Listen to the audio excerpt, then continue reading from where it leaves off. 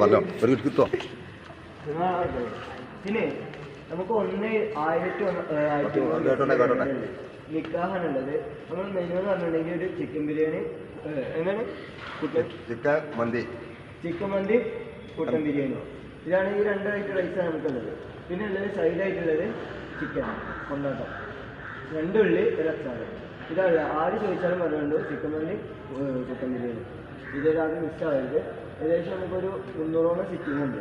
3-4 ട്രിപ്പോളം maximum നമുക്ക് പോകാനുള്ളൂ. ഇതിൽ ഏറ്റവും ഫാസ്റ്റ് ആക്കാം. നിക്കാഹാണ്, അറ്റയിലേക്ക് നല്ല തിരക്കാണ്.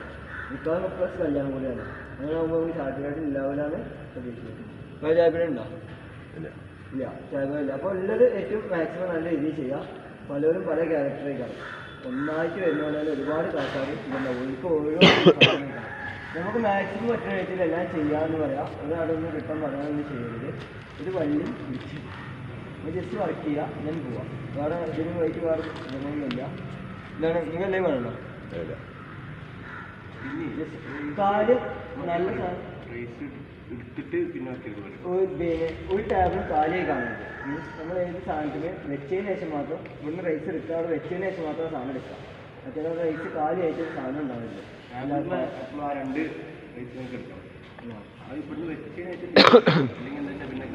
ഒരു ഓർഡറിലേക്കാരം പോവുക.